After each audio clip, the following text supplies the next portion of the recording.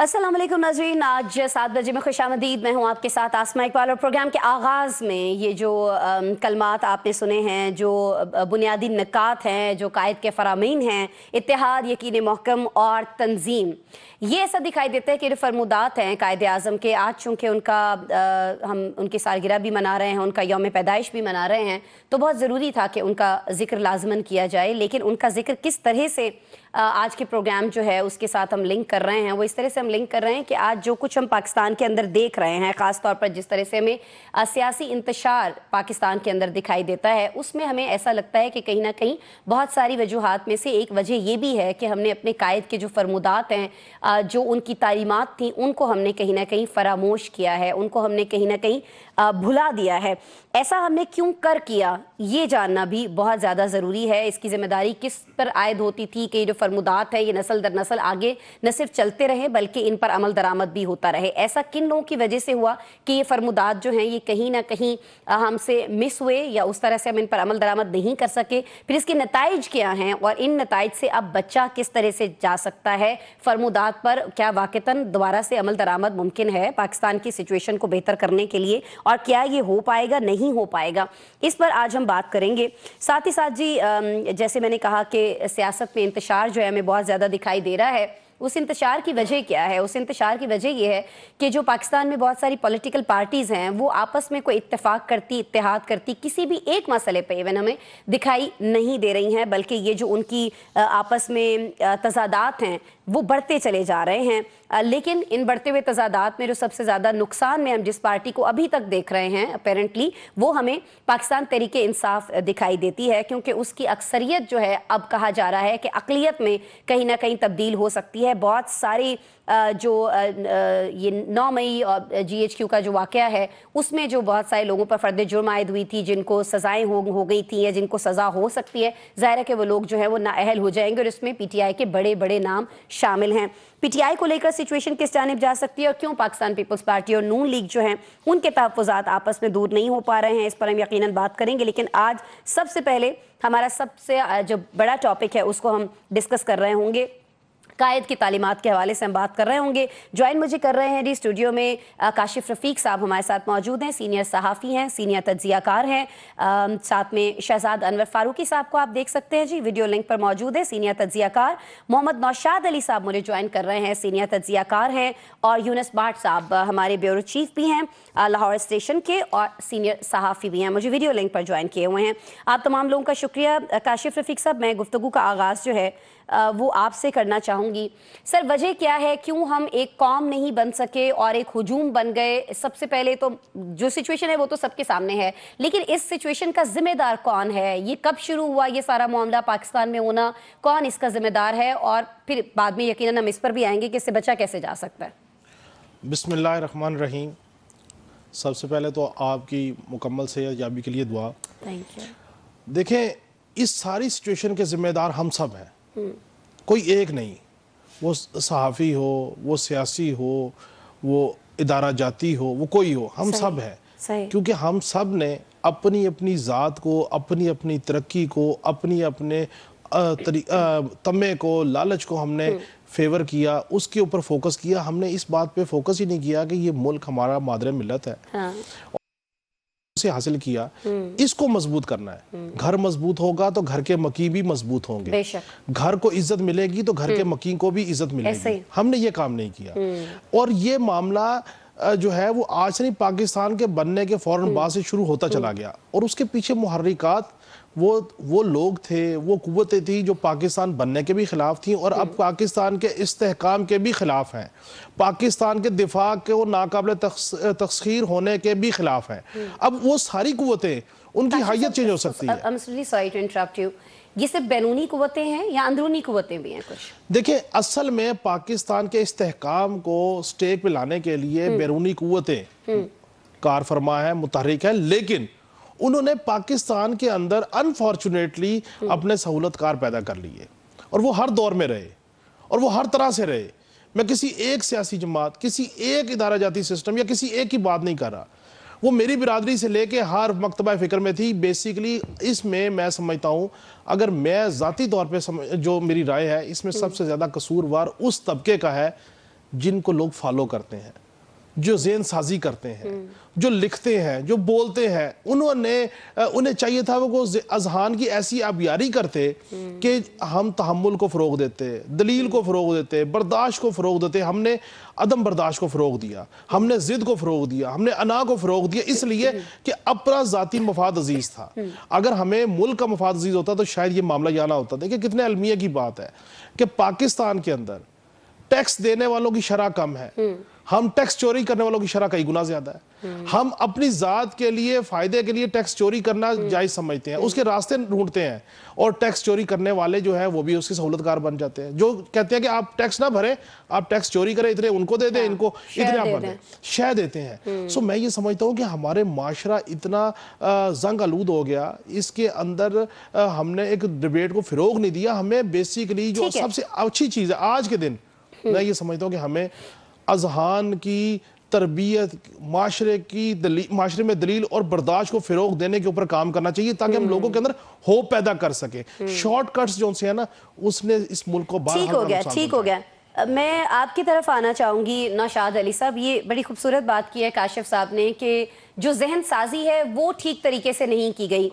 लेकिन पाकिस्तान में ये जो जब हम बात करते हैं अदम इस्तेहकाम की, खासतौर पर सियासी अदम इस्तेहकाम की, तो सर वो कोई आज से तो नहीं है, वो तो कई दहाइयों पीछे भी चले जाएं तब से भी है। तो इसका मतलब हम ये लें नौशाद साहब कि सिर्फ आज का जो यूट्यूबर है या जो सोशल मीडिया पर लोगों को प्रोवोक करते हैं मुख्तलिफ चीज़ों के लिए, सिर्फ वो जिम्मेदार नहीं है, बल्कि जिम्मेदारी जो हमारे पुराने लिखारी हैं, जो उस वक्त में अखबारात में कॉलम्स लिखा करते थे या मुख्तलिफ चीज़ें लिखा करते थे, उनके ऊपर भी पूरी ये जिम्मेदारी सर आयद होती है कि वो जहन साजी नहीं कर पाए हमारे नौजवानों की। यही वजह है कि हमें अदम इस्तेहकाम दिखाई दे रहा है सर मुल्क में। बिस्मिल्लाहिर्रहमानिर्रहीम। देखिए, काफ़ी हद तक तो इस बात से अग्री किया जा सकता है, ये बात दुरुस्त है कि जहन साजी करने वाले वो तमाम लोग, चाहे वो सियासी हों, चाहे वो उनका ताल्लुक सहाफत से हो, चाहे वो इमामत कराते हों, चाहे वो किसी मनसब पे बैठे हों, चाहे किसी जैसे कह लीजिए कि किसी मस्जिद के उसके ऊपर आजमान हो, कुछ भी हो, ये जो ओपिनियन लीडर्स होते हैं या जो ज़हन साजी करने वाले लोग हैं, यकीनन वो इसके जिम्मेदार करार दिए जा सकते हैं। जहां तक बात है तकसीम की, देखिए ये बात दुरुस्त है, अगर तकसीम ना होती तो शायद बांग्लादेश अलग ना होता। वो भी बेसिकली इसी तरह की तकसीम हमें उस वक्त भी नजर आई थी। एक ही बार ऐसा हुआ कि हमने अपना इत्तेहाद जो है वो पारा पारा किया, और जिसे कह लीजिए कि इक़्तिदार की जंग ने हमें इस हद तक तकसीम कर दिया कि हम अपने मुल्क को भी गवा बैठे। अब मामला ये है कि ये बात दुरुस्त है, लेकिन इसके अंदर जो सबसे ज्यादा जिम्मेदारी है, मैं समझता हूं वो उन लोगों की होती है जो इसकी जिम्मेदारी एक्चुअली लेते हैं, और वो होते हैं आपके सियासी लीडर्स।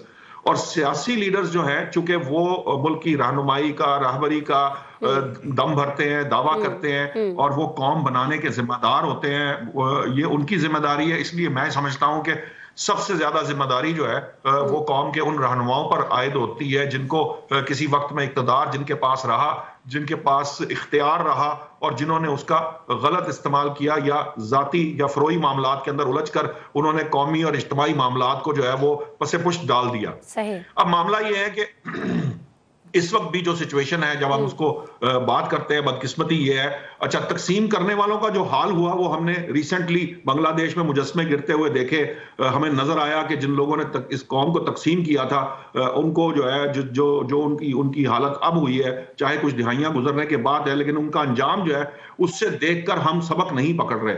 असल मामला यह है कि उस मामले को लेकर उसको मिसालें देने की जरूरत नहीं है, उससे सबक सीखने की जरूरत है, और यह बात समझने की जरूरत है कि जिस इत्तेहाद की बात कायद ने की थी, और कायद ने जब ये अभी आपने जो अपने इंट्रो में जो पैगाम लोगों को सुनाया है कायद का, उसके अंदर ये वाज़ेह है कि हम पर हमारे खिलाफ वो ताकतें कार फरमा हैं जो हमें तकसीम करना चाहती हैं, और हमें उस तकसीम से बचना है। लेकिन बदकिस्मती से ये कह लीजिए कि चाहे कोई यहाँ के सहूलतकार हों या ना हो, जाने अनजाने हम उन चीजों की तरफ बढ़ते रहे हैं जिसने हमारे अंदर तकसीम को इस हद तक बढ़ा दिया है कि आज हालत ये है कि हम किसी मामले के ऊपर बात करने को, एक बात जरूर कहना चाहूंगा, एक बात ऐसी है जिसमें ये सारे रहनुमा जो है ना मुत्तहिद हो जाते हैं। हाँ। जब जब इनके जाती मामलात आते हैं, जब जब इनके अपने सियासी मामलात आते हैं, जब जब इनके इक्तदार के मामलात आते हैं, तब ये इकट्ठे हो जाते हैं। तब आपको पीपल्स पार्टी नून लीग भी हाथ मिलाती नजर आती है। तब आपको तनख्वाहें बढ़ानी हो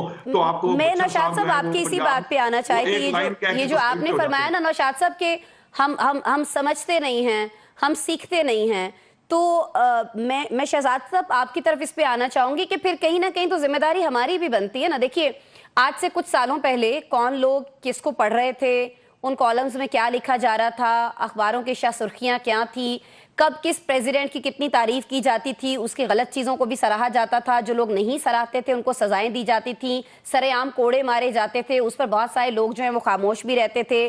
कुछ जो हबीब जालिब जैसे शायर हैं वो आवाज़ बुलंद भी करते थे, उन आवाज़ों को दबा भी दिया जाता था। लेकिन सर शहजाद साहब, आजकल तो हम सिचुएशन बिल्कुल डिफरेंट देख रहे हैं। आजकल घरों में माएँ क्या करती हैं कि अपनी जान छुड़ाने के लिए, अपना खुद भी वक्त मोबाइल पर गुजारने के लिए अपने बच्चों को मोबाइल फ़ोन थमा देती हैं।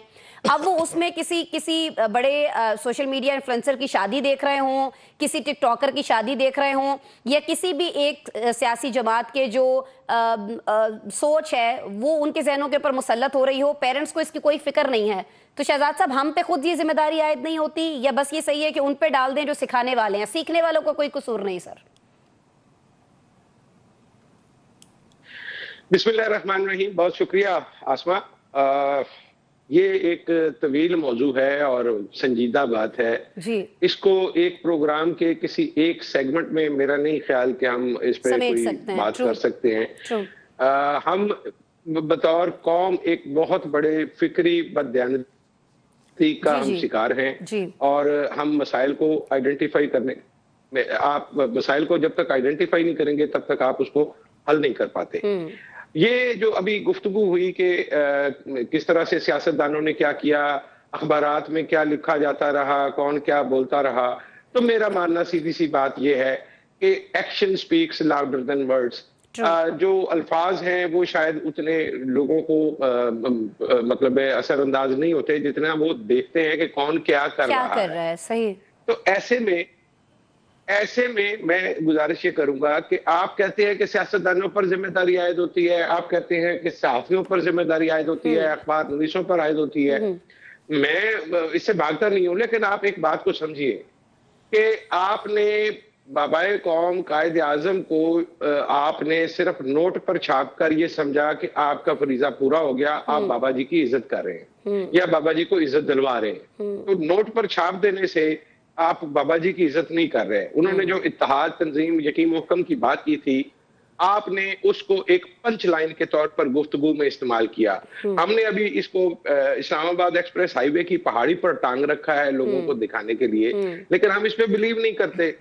तो ऐसे में आपको लगता है कि ये जो बातें कायद फरमा गए थे, क्या कायद आजम इस पाकिस्तान के लिए जद्दोजहद कर रहे थे, या जो हमारे बड़े थे वो इस पाकिस्तान के लिए ये जद्दोजहद कर रहे थे जो आज आपने और मैंने बनाया है? बिल्कुल सही। अच्छा, दूसरी बात यह है कि जब हम सियासतदानों को या सहाफियों को हम किसी तरह से मुर्दे इल्जाम ठहराते हैं, अभी नौशाद साहब ने बात की है, मैं उस पर भी आऊंगा। गुजारिश ये है कि जब आपने गुलाम मोहम्मद गवर्नर जनरल के जमाने से आपने सियासतदानों को रगड़ा लगाना शुरू किया, वो लोग जो एक्चुअली लोगों की आवाज थे, जिनके पीछे वोट की ताकत थी, आपने उनको एकदम उठा के एबडो के नाम पे और दूसरे नामों से आपने अयूब खान ने उन्होंने उठा के बाहर फेंक दिया सिस्टम से। इसका मतलब ये था कि वो लोग जो एक कुदरती अमल के जरिए लोगों के नुमाइंदे बने थे, आपने उनको उठा के बाहर फेंक दिया। आपने एक गमला लिया और उस गमले में आपने सियासत और सहाफत की एक पनीरी तैयार की और उनको आपने बड़ा करके आगे उसके जरिए मुल्क चलाने की कोशिश की। आपने एक्चुअली जो रास्ते थे कि अगर सियासत यहाँ पे जमहूरी असूलों पर आप यकीन रखते और सियासत को उस तरीके से चलने देते अपने नेचुरल कोर्स में, तो यकीनन आप उसके समर से आप फायदा उठा सकते थे, उनको आप अपना आगे लेके जा सकते थे। हमने वो जो पनीरी तैयार की थी गमलों में, उसके जरिए हमने ये सिस्टम चलाने की कोशिश की है। मैं आसमा 2 मिनट आपके और लूंगा, इससे ज्यादा टाइम नहीं। 2 मिनट तो बहुत ज्यादा हो जाएंगे ना, 1 मिनट ले लें। अगर आपने स्टूडेंट यूनियन का रास्ता बंद कर दिया, आपने मजदूर यूनियन का रास्ता बंद कर दिया, सियासत में आने के और अकायद को लोगों तक पहुंचाने के जो असल रास्ते थे वो आपने खत्म कर दिए और आपने मुस्लिम लोगों के जरिए इसको आगे लाने की कोशिश की। आप 1971 की बात करते हैं तो आप सीधी असूल की बात करें। आपने पाकिस्तान एक असूल पर हासिल किया था, जब आप उस असूल की खिलाफ वर्जी करेंगे तो आपके ख्याल में आपको उसकी सजा नहीं मिलेगी।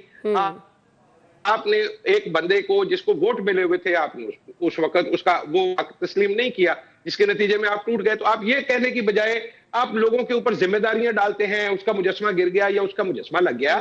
मसले मसाइल तो यहाँ से नहीं शुरू हुए, मसले मसाइल तो उससे पुराने हैं। तो हम आज तक अपने असल मसाइल को ना तो आइडेंटिफाई करने को तैयार हैं और ना उनके हल के लिए संजीदा हैं। ठीक है, मेरे ख्याल में हम यूनुस साहब को ऐड करते हैं, शहजाद साहब यूनुस साहब को ऐड करते हैं। यूनुस साहब, आप बता दीजिएगा कि मसले मसाइल शुरू कहाँ से हुए, जो हमारे प्रोग्राम का आज का टॉपिक है। देखिए, जब शुरुआत ही मालूम नहीं होगी, जड़ मालूम नहीं होगी, तो उसका इलाज करना तो फिर मुमकिन नहीं रहता ना उस बीमारी का। तो हम आपसे जानना चाह रहे हैं कि प्रॉब्लम असल में शुरू कहाँ से हुआ। जी, बिस्मिल्लाहिर्रहमानिर्रहीम। बहुत शुक्रिया आसमा।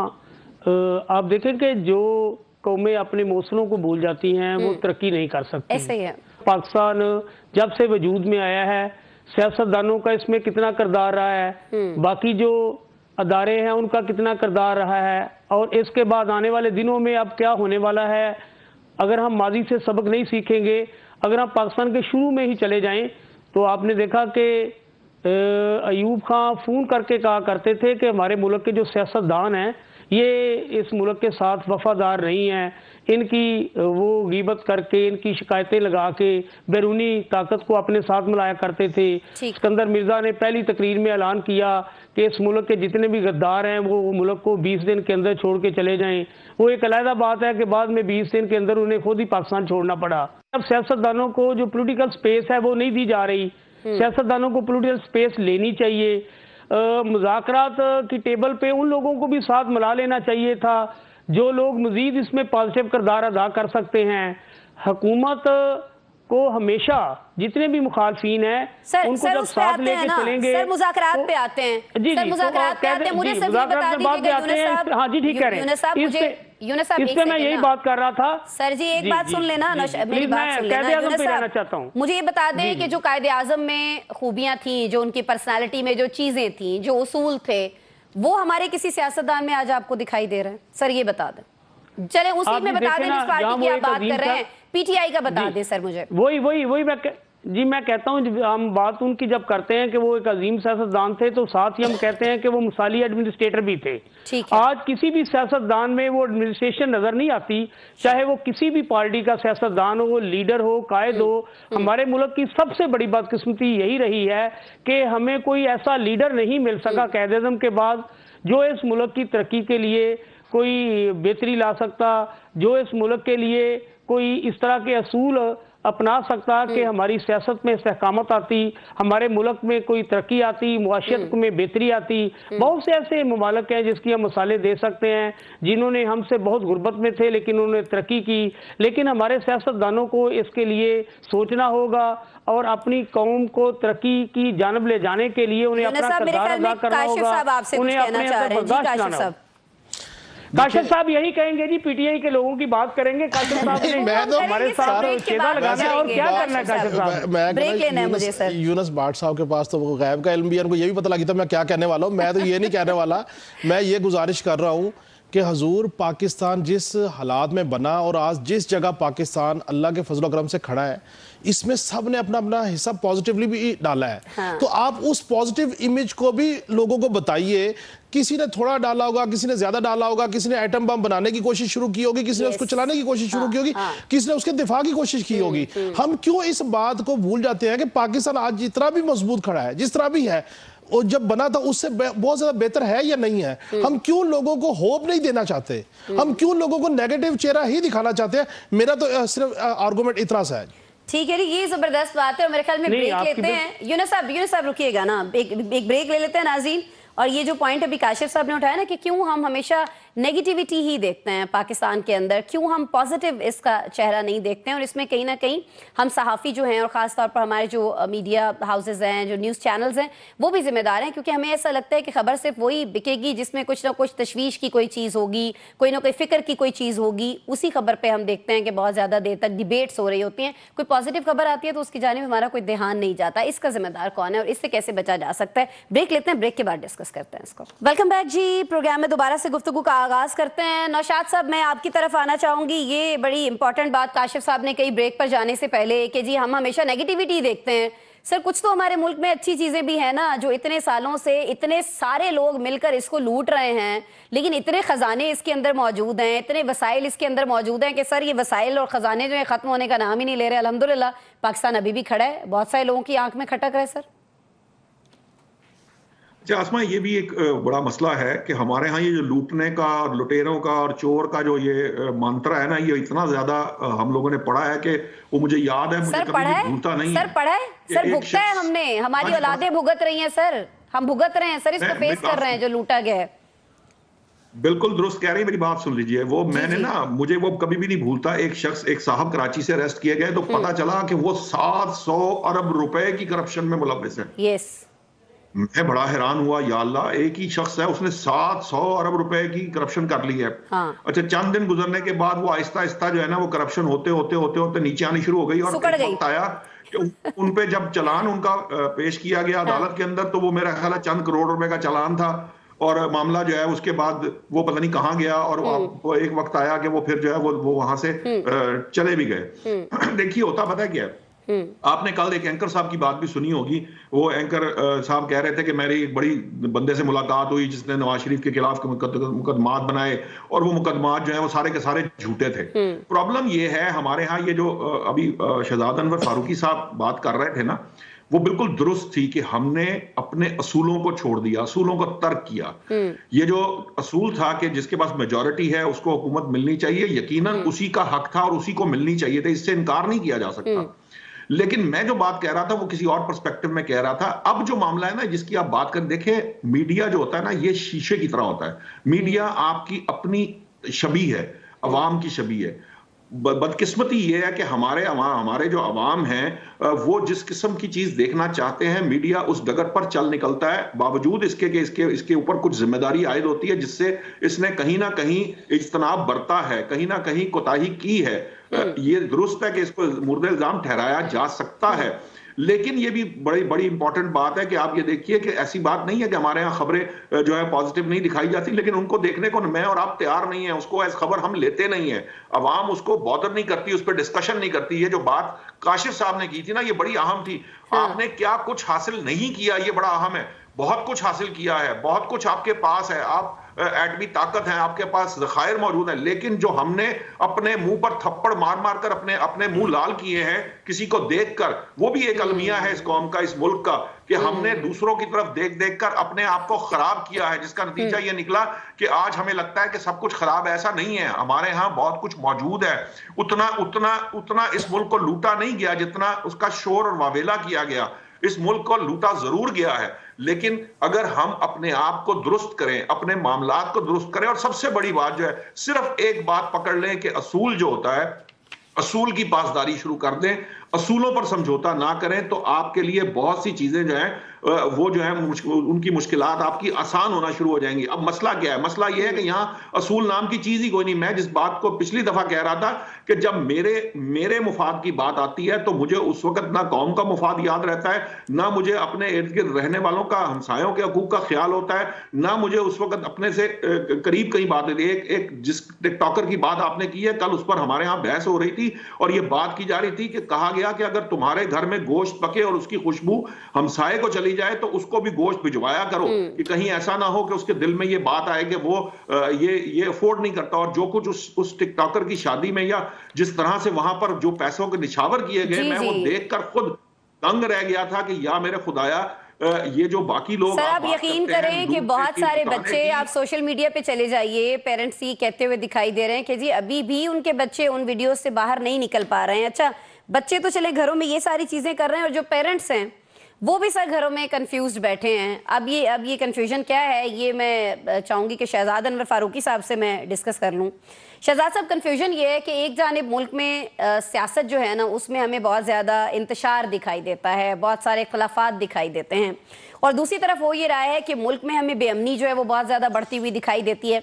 अब ना तो अवाम ये समझ पा रहे हैं कि ये सियासतदान जो हैं ये अपनी आपसी लड़ाइयाँ ख़त्म करके ये बेअमनी का जो इशू है इस पर क्यों तवज्जो नहीं दे रहे हैं, और न ही सियासतदान ये समझ रहे हैं कि ये मुल्क है, यहाँ पर अमन है तो वो कायम है, उनकी सियासत कायम है। सर वजह क्या है, क्यों इस चीज़ को हम इग्नोर किए हुए हैं, इतने सीरियस इशू को? सर देखिए, इसको तो पार्शली एड्रेस कर दिया नौशाद साहब ने कि ये जो इशू आपने अभी उठाया है कि लोग क्यों इसको इग्नोर कर रहे हैं। जाती मुफादात जब आपके कौमी मुफादात के ऊपर हायल हो जाएं, आप उसको ज्यादा वजन देने लगें तो आपके लिए मसाइल हैं। हाँ। और इसका मतलब ये है कि वो जो हमारे लिए हुक्म था कि तमाम मुसलमान एक जिस्द खाकी की तरह हैं, और अगर इसके किसी एक से कुछ तकलीफ पहुंचती है तो मतलब हम तो वो अल्लामा इकबाल हजरत जो है वो फरमा गए थे कि भी नील के साहिल से लेके ताब खाके काशगर, तो वो मुसलमान जो कि पूरी दुनिया में कहीं भी मौजूद था, बजाय इसके कि हम उसको जिस्द खाकी मानते,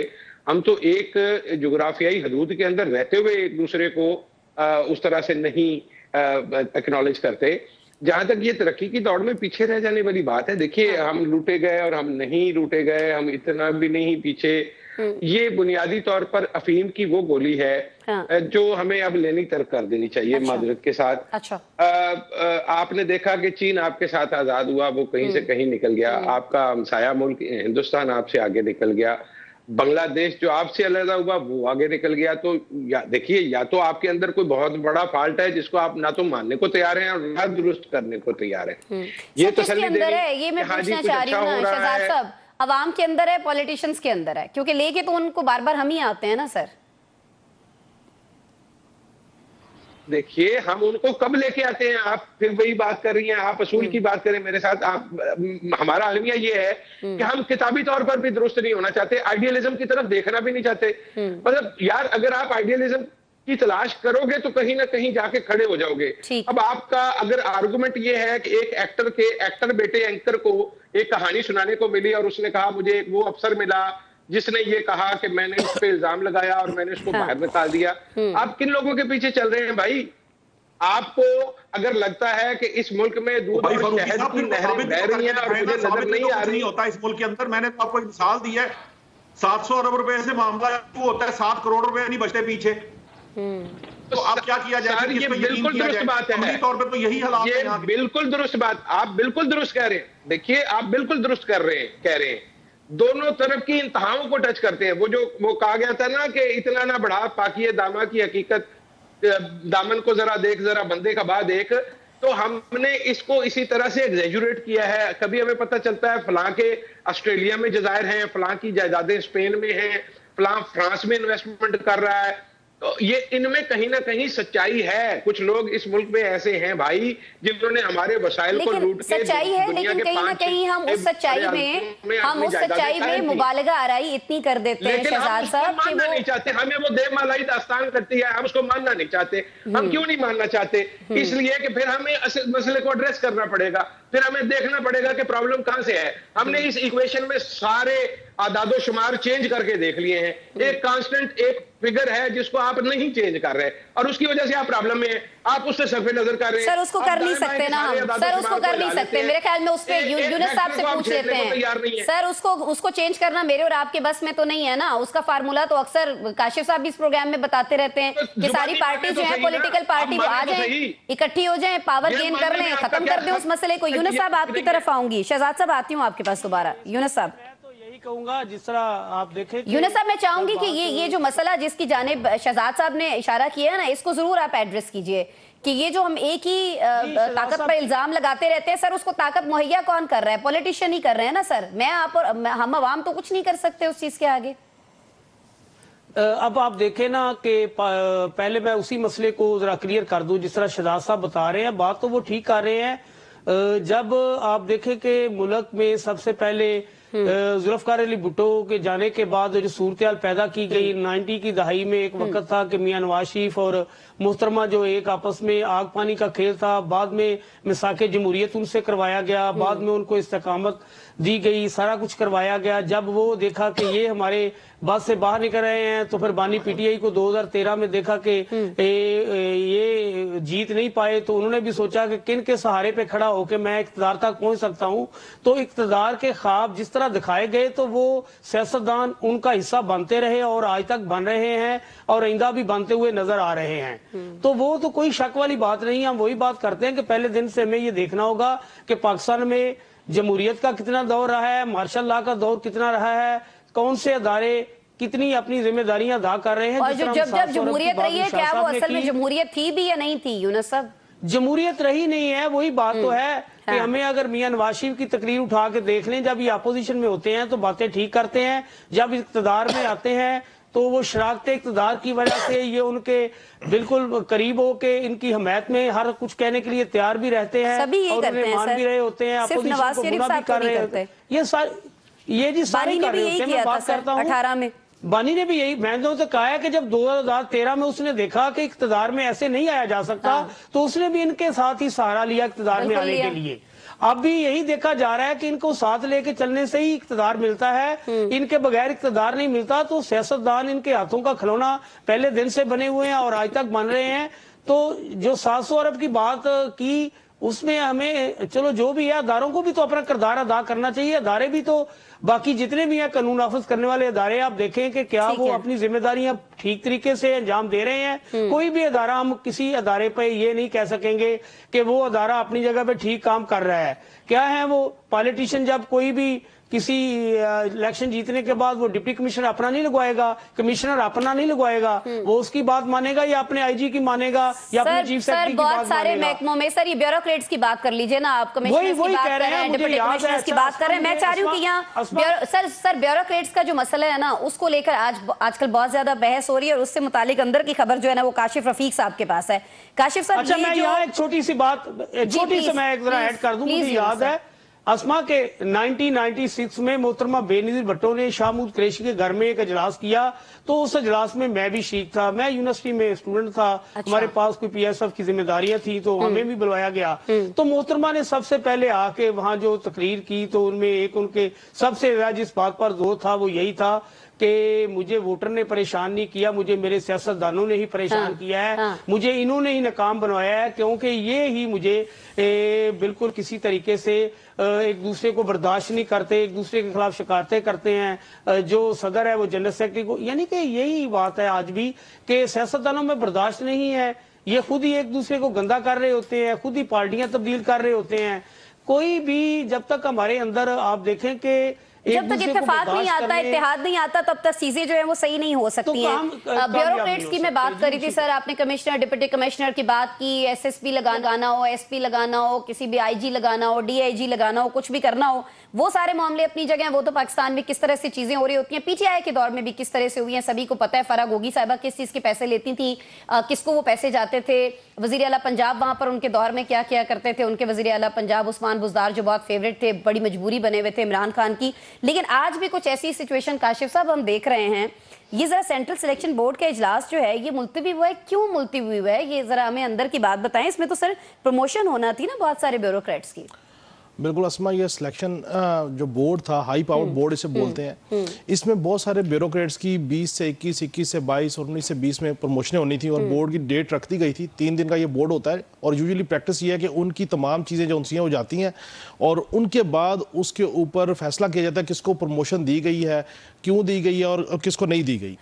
अब हुआ ये है कि ये सारा नोटिफिकेशन आ गया, इजलास होना था, हर चीज़ थी, अवेलेबिलिटी भी थी प्राइम मिनिस्टर साहब की, लेकिन मसला ये है कि जहाँ पे नून लीग और पीपल्स पार्टी की जो गुफ्तगू चल रही है ना जहाँ पे, वहाँ पे एक मुद्दा ये भी है और इस मुद्दे को लेके ये बोर्ड जो है वो मौखर हुआ और मुद्दा ये था कि बिलावल भुट्टो जरदारी साहब खुद इस बोर्ड का मेंबर बनना चाहते हैं। अच्छा। वो ये समझते हैं कि जितने भी ब्यूरोक्रेट्स को आपने एलिवेट करना है, 20 से 21 में करें, 21 से 22 में करें, या 19 से 20 में करें, जहां पे भी करें, उस बोर्ड के अंदर आप पॉलिटिकली इंडक्शन रखें। और उसमें चूंकि तहरीक इंसाफ के दौर में भी मुख्तलिफ पार्लियामेंटेरियन उसका हिस्सा थे, तो उसमें वो खुद बजाते खुद इस हाई पावर्ड बोर्ड में वो बैठना चाहते हैं, ताकि जो ब्यूरोक्रेट एलिवेट हों उनके साथ पता तो हो कि वो कौन एलिवेट हो रहा है, किस कंडीशन पे हो रहा है, क्योंकि उनको ये लगता है कि ये जितना हाई पावर्ड बोर्ड है और ये सारा इसको लुक आफ्टर आहत चीमा साहब ने करना है, नून लीग ने करना है, तो नून लीग अपनी ब्यूरोक्रेटिक जो सिस्टम है उसको मजीद इंटैक्ट रखेगी और अपने मनपसंद ब्यूरोक्रेट्स की जो स्ट्रॉन्ग करेगी, उनकी एलिवेशन होगी, जिसकी वजह से बहुत सारे ऐसे ब्यूरोक्रेट जो सेट पैटर्न पे उतरते हैं पूरे और जिनका मेरिट पे पूरे उतरते हैं, उनको जो है वो नजरअंदाज किए जाने का इम्कान था। और ऐसी इतलात मौजूद थी इस हाई पावर्ड बोर्ड में, मैं बिल्कुल दयानतदारी से आपको कह रहा हूं, ऐसी इतलात मौजूद थी कि जूनियर्स को प्रमोट करना है 22वें में और सीनियर्स को जो है वो प्रमोट नहीं करना। सो इस तमाम सिनेरियो को देखते हुए बिलावल भुट्टो साहब का एक जो बाकी मुतालबात हैं, उन मुतालबात में एक मुतालबा ये भी है कि आप उस कमेटी का मुझे हिस्सा बनाइए। तो सीएसबी का हिस्सा बनेंगे फिर? और सीएसबी का अगर वो हिस्सा नहीं बनाना होता तो फिर अब तक वो बोर्ड एग्जीक्यूट हो चुका होता।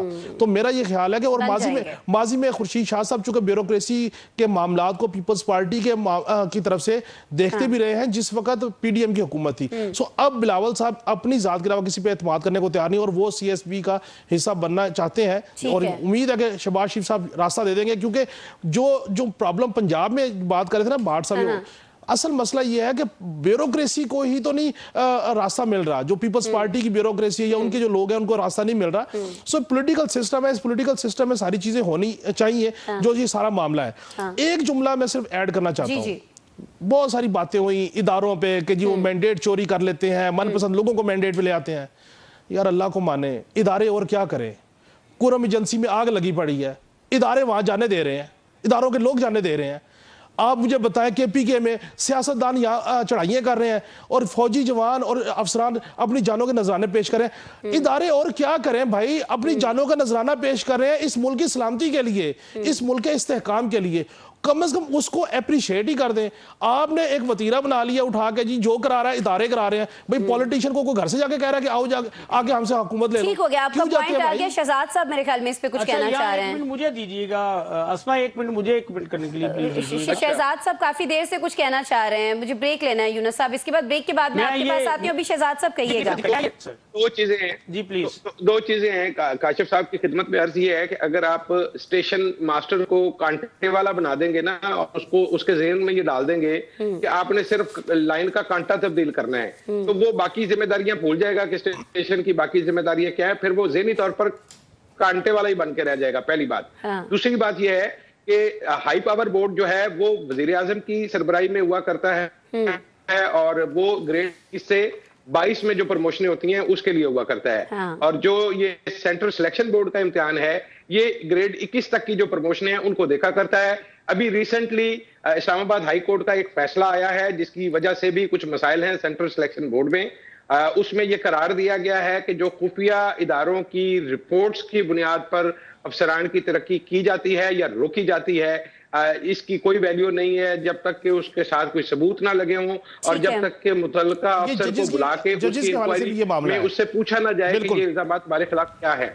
ठीक हो गया, ठीक हो गया। बहुत शुक्रिया शहजाद साहब एंड बाकी हमारे पैनलिस्ट हमारे साथ हैं। हमें ब्रेक लेना है, ब्रेक के बाद मिलते हैं नाज़रीन दोबारा। वेलकम बैक जी। प्रोग्राम में कुछ और डिस्कशन को आगे बढ़ाते हैं। हम जानते हैं कि हमें नून लीग और पीटीआई में तो इख्तलाफात दिखाई देते ही देते हैं, लेकिन पाकिस्तान पीपल्स पार्टी और नून लीग में भी इख्तलाफात जो हैं वो बढ़ते चले जा रहे हैं बहुत सारे मामलात पर। लेकिन ऐसा दिखाई देता है कि ये इख्तलाफ जो हैं ये कहीं ना कहीं जाकर थम जाएंगे। जैसे JUIFA के मामले में हमने देखा मौलाना फजलुर रहमान की बातें मान ली गई और इख्तलाफात जो हैं दूर कर दिए गए। जाहिर है कि अपने इख्तियार को तूल देना चाहती है नून लीग और इसके लिए वो किसी भी हद तक जाने को तैयार है। लेकिन दूसरी जानिब अब एक पार्टी जो कि मुज़ाकरात की टेबल तक आ चुकी है, मुज़ाकरात करने को तैयार है, उसमें ये देखा जा रहा है कि उस पार्टी के अपने अंदर जो इंतशार है अब वो बहुत ज़्यादा बढ़ता चला जा रहा है और अब उस पार्टी के अक्सरियत से अक़लियत में तब्दील होने की बातें भी की जा रही हैं। उसके जो बड़े बड़े नाम हैं, कहा यह जा रहा है कि वो पिलर्स जो हैं बड़े बड़े उसके गिर सकते हैं। उनको 9 मई GHQ हमला केस जो है उसके अंदर सजाएं हो सकती हैं। मैं PTI की बात कर रही हूँ।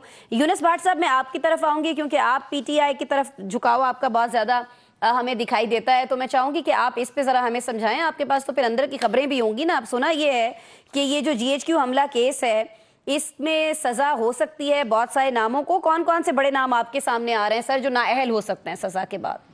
कुछ है इंफॉर्मेशन सर? जी अस्मा, उसके लिए आपने देखा कि ये तो जो भी है सजाएं देने के लिए फैज़ अमीर के साथ इमरान खान का नाम जोड़ा जा रहा है कि उसको भी इसी केस में जो है सजा दे दी जाएगी। दूसरी तरफ आप देखें कि जो इंटरनेशनल दबाव बढ़ने के बाद हुकूमत ने मुज़ाकरात का सिलसिला शुरू किया है वो एक इसी की कड़ी है, क्योंकि इंटरनेशनल दबाव हम पर बढ़ रहा था कि फौजी अदालतों से जो बैनुल अक़वामी एक हमारे साथ तयशुदा असूल ज़वाबत है या बरतानवी वज़ारत दाखिला का आया, अमेरिकी वज़ारत दाखिला का बयान सर हमारे सामने है, बिल्कुल यूरोपीय यूनियन का आया, UNO का आया, बड़ी चीजें इसमें चल रही हैं। आप देखें कि उसके बाद ही मुज़ाकरात का सिलसिला शुरू किया गया है और ये जो कुछ कहा जा रहा है कि फौजी अदालतों में सजाएं दे दी जाएंगी, मेरे ख्याल में अभी इस पे कोई जब तक मुज़ाकरात चल रहे हैं कोई ये नहीं कहा जा सकता कि यकीन के साथ ऐसा होगा। जो आप देखें कि इमरान खान का तोशाखाना केस में सजा देने का जो फैसला महफूज किया गया है वो भी सबको क्लियर है कि सजा उसमें उन्हें देनी ही देनी है। इन्होंने बाद में बेशक जमानत पे हाई कोर्ट ले ले या बाकी अदालतें उनको रिलीफ दे दें, ये तो चीज़ें क्लियर है। लेकिन फौजी अदालतों से फिर सजाओं का मामला जो है वो बर वक्त हम नहीं कह सकते कि उस पर अमल दरामद करवाया जाएगा, क्योंकि इंटरनेशनल दबाव बहुत ज़्यादा बढ़ रहा है और उस दबाव के पेश नज़र ही अगर ये कहा जाए कि हुकूमत ने मुज़ाकरा शुरू करवाए हैं, ये बात ठीक है, सियासतदानों की हद तक तो मान लेते हैं, लेकिन इसमें तमाम स्टेक होल्डर और मुक्तदरा शामिल है, जितने भी उनके हल्के हैं वो ही चाहते हैं कि सियासतदान मिलजुल कर बैठकर कोई रास्ता निकाल ले, हुकूमत को भी रास्ता मिल जाए कि ये हुकूमत अपने कुछ वक्त के लिए टाइम जो है उसे मिल जाए, और PTI के लिए भी ये रास्ता देने की एक कोशिश है कि PTI को भी रास्ता मिल जाए। अच्छा यूनुस साहब, आप ये फरमा रहे हैं ना कि PTI को, यूनुस साहब आप ये फरमा रहे हैं ना PTI को रास्ता देने की बात हो रही है। काशिफ साहब बिल्कुल इसके ऑपोजिट ओपिनियन रखते हैं, if I am not wrong Kashif साहब। जी क्योंकि आपकी मालूमात काशिफ साहब ये कह रही हैं कि PTI के बड़े बड़े पिलर्स जो हैं उनमें से कुछ पिलर्स जो हैं, कुछ नाम जो हैं वो सजा होने के बाद पार्टी से अलग हो सकते हैं, और यह बहुत दिनों से कहते आ रहे हैं सर। देखिए एक चीज तो यह है कि तोशाखाना 2 में अभी तक केस का फैसला महफूज नहीं हुआ, वो 190 मिलियन पाउंड का केस का फैसला महफूज हुआ, एक चीज। दूसरी बात यह है कि देखिए जो GHQ हमला केस है इसके ऊपर फर्द जुर्म लग गई है। अब फर्द जुर्म जिन पे लगी है उनका ट्रायल का प्रोसेस शुरू हो गया। उनमें मेजर जो नाम अभी तक मैंने जो डिग आउट किए उसमें उमर अयूब है, अपोजिशन लीडर है। अच्छा, उसमें शिबली फराज साहब है सेनेट में, वो भी अपोजिशन लीडर है। जरताज गुल साहिबा जो है वो पार्लिमानी लीडर है तहरीक इंसाफ की, बड़ी पर्टिनेंट सीट है ये, और शरियार अफरीदी साहब। इसमें एक और बड़ा नाम है, उनका नाम है अली अमीन गंडापुर साहब।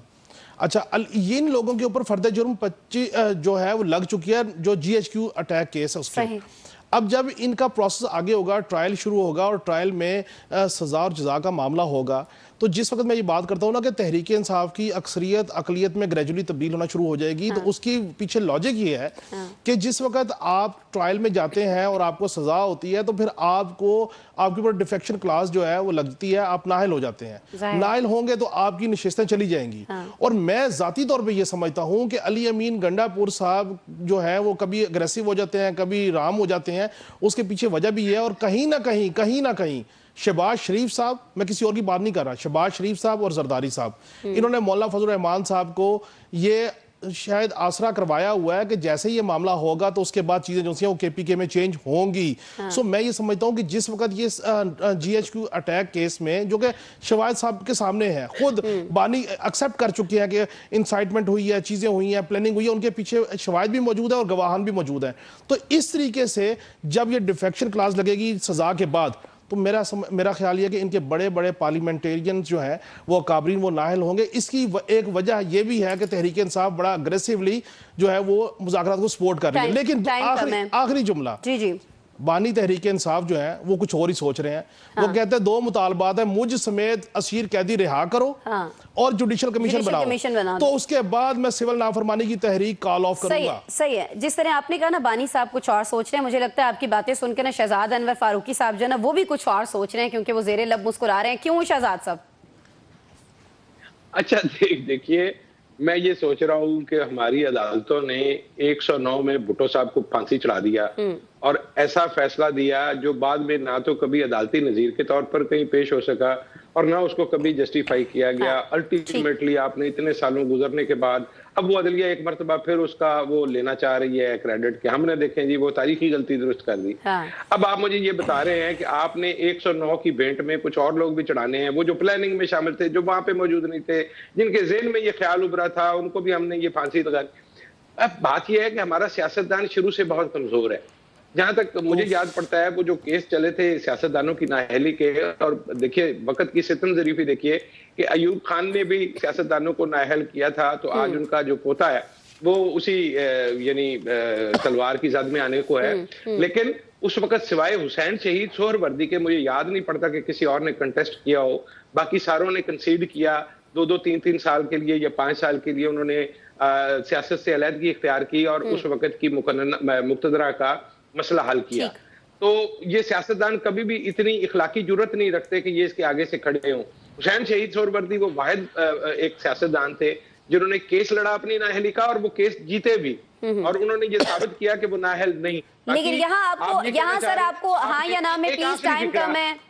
शहजाद साहब टाइम कम है ना, सिर्फ 1 मिनट रह गया सर। हाँ या ना में मुझे बता दीजिएगा, इन सियासतदानों में से जिनके काशिफ साहब ने नाम लिए हैं आपको कोई दिखाई देता है हुसैन साहब जैसी हिम्मत होगी किसी में, कोई बच पाएगा, या आपको लगता है कि नहीं सरेंडर कर देंगे सर? हाँ या ना? देखिए मुझे नहीं लगता कि जो लोग जो हैं वो मामला करने पर यकीन रखते हों, डील बनाने पर यकीन रखते हों, वो लड़ा नहीं करते। लेकिन एक बात मैं कह दूं कि अगर आपका वफाक जो है वो भी आपने इसी तरह से मैंडेटलेस चलाना है, आपने पंजाब भी किसी तरह से चला लिया।